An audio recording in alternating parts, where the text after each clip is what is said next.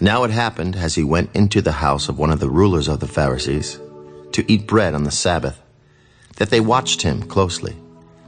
And behold, there was a certain man before him who had dropsy.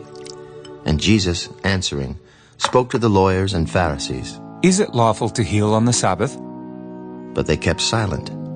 And he took him and healed him, and let him go. Then he answered them, Which of you, having a donkey or an ox that has fallen into a pit, will not immediately pull him out on the Sabbath day? And they could not answer him regarding these things. So he told a parable to those who were invited, when he noted how they chose the best places.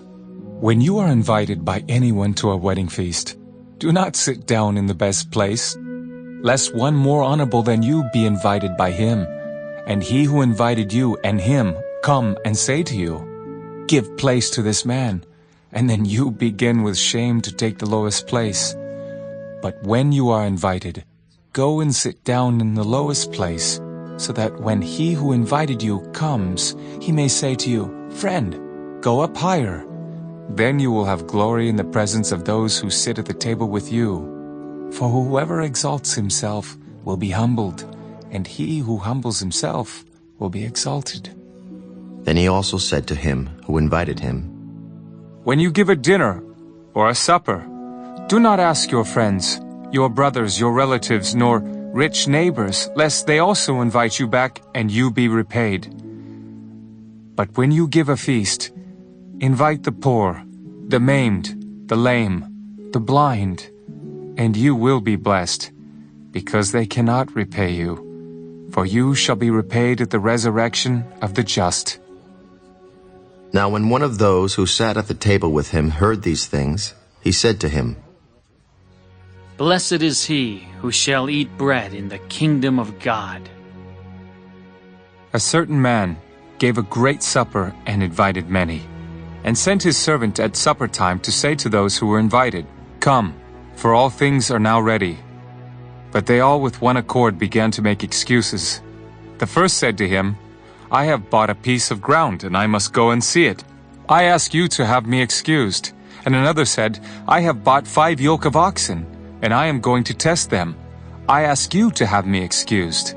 Still another said, I have married a wife, and therefore I cannot come.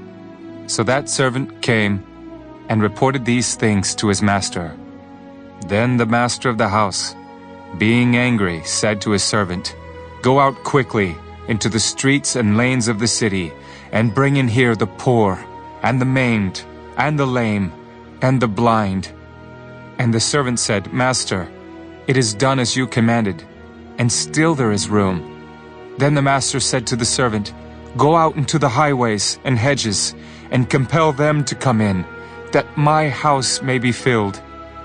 For I say to you that none of those men who were invited shall taste my supper.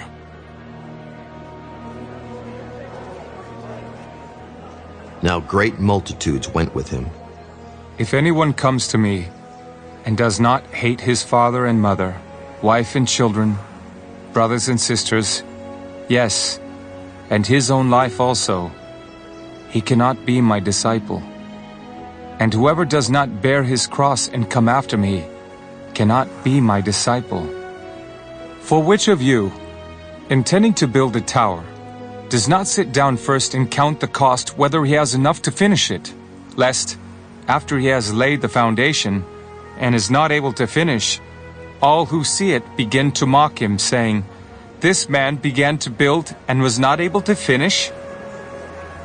Or what king, going to make war against another king, does not sit down first and consider whether he is able with 10,000 to meet him who comes against him with 20,000?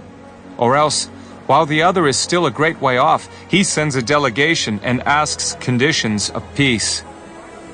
So, likewise, whoever of you does not forsake all that he has cannot be my disciple. Salt is good, but if the salt has lost its flavor, how shall it be seasoned? It is neither fit for the land nor for the dunghill, but men throw it out. He who has ears to hear, let him hear.